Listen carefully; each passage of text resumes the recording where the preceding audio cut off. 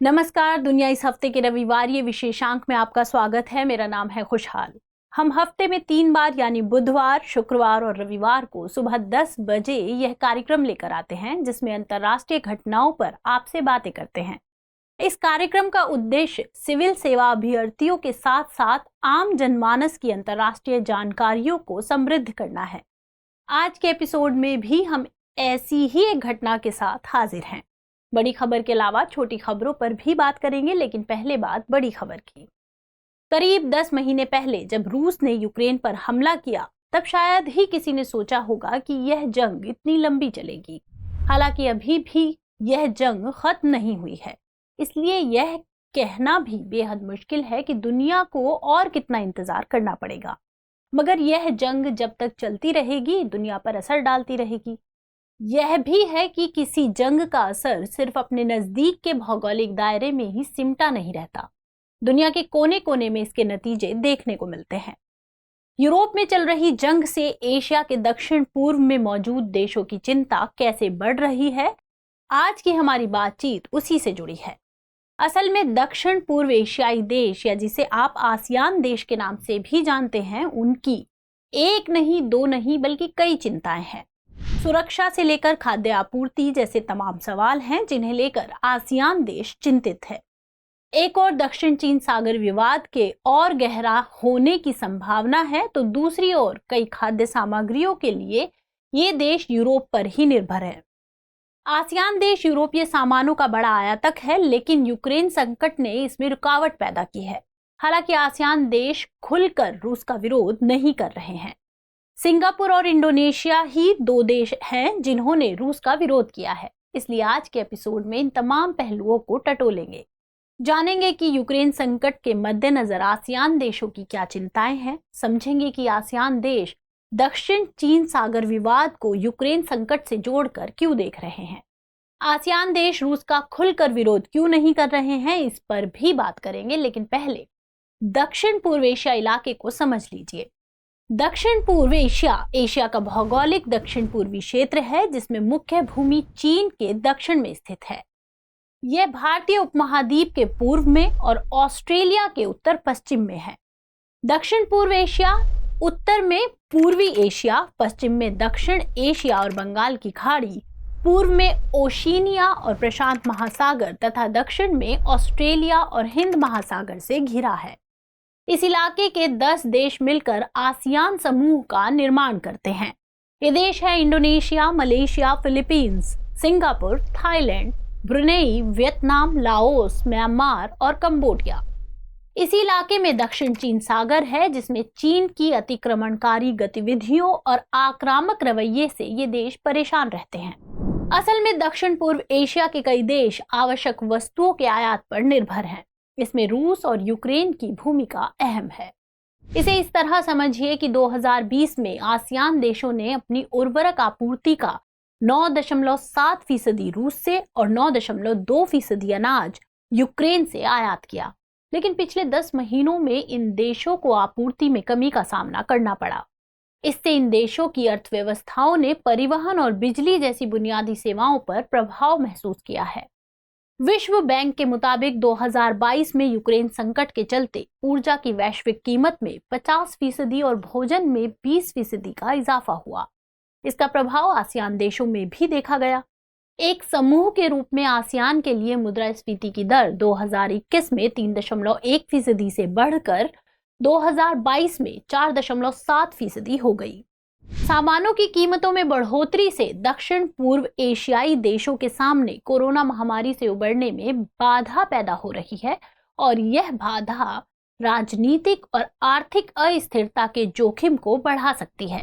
इसका सबसे ज्यादा खामियाजा इंडोनेशिया को भुगतना पड़ सकता है। इसकी वजह है कि इंडोनेशिया 25% अनाज रूस और यूक्रेन से आयात करता है और करीब 50% उर्वरक रूस और बेलारूस से प्राप्त करता है। रूस और यूक्रेन तो इस जंग के मुख्य किरदार हैं ही। बेलारूस यूक्रेन और रूस दोनों का पड़ोसी है। ऐसे में जंग के चलते इन क्षेत्रों की आवाजाही में आई बाधा ने इंडोनेशिया की चिंता बढ़ा दी है। मतलब ये कि रूस यूक्रेन झगड़े ने इस इलाके में खाद्य सुरक्षा और उससे पैदा होने वाली सेहत और जीवन की समस्या की चिंता बढ़ा दी है। दूसरी ओर आसियान देशों को दक्षिण चीन सागर विवाद की चिंता भी सता रही है। उन्हें लगता है कि अगर यूक्रेन में रूस अपना मकसद पूरा करने में कामयाब हो गया तो दक्षिण चीन सागर क्षेत्र में चीन की आक्रामक गतिविधियों में इजाफा हो सकता है। उनको लगता है कि यूक्रेन में जो हुआ वह दक्षिण चीन सागर की स्थिति से मेल खाता है। ऐसे में उन्हें आशंका है कि दक्षिण चीन सागर में चीन जबरन यथास्थिति को बदलने की कोशिश कर सकता है। अब आप पूछ सकते हैं कि दक्षिण चीन सागर विवाद क्या है। असल में 1939 से लेकर 1945 तक दक्षिणी चीन सागर के पूरे इलाके पर जापान का कब्जा था। 1945 में जापान की हार के बाद चीन ने इस पर फिर से कब्जा करने के लिए अपने नौसैनिक युद्धपोत यहां भेजे और वह कामयाब भी रहा। अभी जो मौजूदा चीन है, वहां जब चीन की कम्युनिस्ट पार्टी ने सरकार बना ली तब वहां की सरकार ने एक मानचित्र जारी किया। असली विवाद यहीं से शुरू हुआ। मैप पर कुछ लकीरें खींचकर चीन ने करीब 30 लाख वर्ग किलोमीटर के दक्षिणी चीन सागर के एक बड़े हिस्से पर खुद का हक जताया। इस सागर के अहाते में आने वाले करीब करीब सभी द्वीपों को भी चीन ने अपना बताया। क्योंकि मैप पर दक्षिणी चीन सागर को अपने हिस्से में दिखाने के लिए 9 आभासी रेखाएं खींची गई थी, इसलिए इन लकीरों को 9 डैश लाइन कहा जाता है। इंडोनेशिया और वियतनाम के बीच पड़ने वाला समंदर का ये हिस्सा करीब 35 लाख वर्ग किलोमीटर में फैला हुआ है। इसमें करीब 250 छोटे बड़े द्वीप हैं और लगभग सभी द्वीप वीरान हैं। ये इलाका हिंद महासागर और प्रशांत महासागर के बीच में है और चीन, Taiwan, Vietnam, Malaysia, Indonesia, Brunei और फिलीपींस से घिरा है। इंडोनेशिया के अलावा अन्य सभी देश इसके किसी न किसी हिस्से को अपना कहते हैं। चीन के दावे से वियतनाम के स्पार्टली और पार्सल द्वीप समूह 9 डैश लाइन के अंदर आ गए हैं। मतलब चीन इस द्वीप समूहों पर अपना हक जताता है और यही चीज चीन और वियतनाम के बीच विवाद की बड़ी वजह है। इसी तरह 9 डैश लाइन के तहत फिलीपींस का स्कारबोरो शोआल द्वीप पर चीन की नजर है। चीन के दबदबे के चलते ही ज्यादातर आसियान देश अंतर्राष्ट्रीय कानून और संयुक्त राष्ट्र घोषणा पत्र का पुरजोर समर्थन करते हैं। सिंगापुर का मानना है कि अगर अंतर्राष्ट्रीय संबंधों में जिसकी लाठी उसकी भैंस का सिद्धांत चलने लगा तो दुनिया छोटे देशों के लिए एक खतरनाक जगह बन जाएगी। लेकिन सवाल है कि क्या सभी देशों की यही राय है? असल में ऐसा नहीं है। सभी आसियान देश रूस के हमले को खुद के लिए खतरा नहीं मान रहे हैं। संयुक्त राष्ट्र महासभा में जब रूस के खिलाफ प्रस्ताव पेश हुआ तब 2 आसियान देशों ने वोट नहीं किया। ये 2 देश लाओस और वियतनाम थे। ऐसा माना जाता है कि ये दोनों देश रूस के ऐतिहासिक साझेदार हैं। मतलब ये कि आसियान देश अपनी चिंताओं और समस्याओं को लेकर अलग अलग राय रखते हैं। इनके नजरिए में फर्क की वजह है कि यहाँ अमेरिका और रूस दोनों ही देशों का दबदबा देखने को मिलता है। दूसरे लफ्जों में कहें तो आसियान देश भी 2 खेमों में बटे हुए नजर आते हैं। कुछ देशों द्वारा खुलकर रूसी हमले का विरोध न करने की एक ये भी वजह है। इसकी दूसरी वजह है कि रूस आसियान का 9वां सबसे बड़ा व्यापारिक साझेदार है। स्टॉकहोम अंतर्राष्ट्रीय शांति शोध संस्थान के मुताबिक रूस इस इलाके का सबसे बड़ा हथियार सप्लायर है।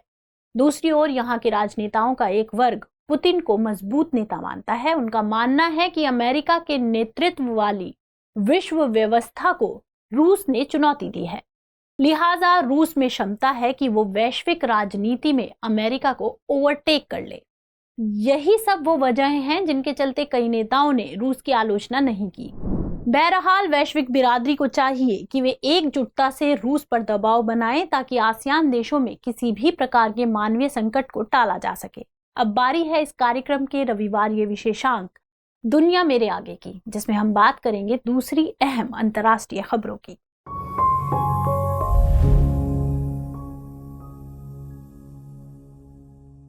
बीते दिनों संयुक्त राष्ट्र सुरक्षा परिषद की एक बैठक आयोजित की गई, जिसमें भारत की स्थायी प्रतिनिधि रुचिरा कंबोज ने कहा कि अफगानिस्तान में शांति और स्थिरता बनाए रखने की विशेष जरूरत है, इसलिए अंतर्राष्ट्रीय समुदाय को सामूहिक रूप से इस ओर प्रयास करने चाहिए। आगे उन्होंने कहा कि भारत इस उद्देश्य को हासिल करने में अपनी भूमिका निभाता रहेगा।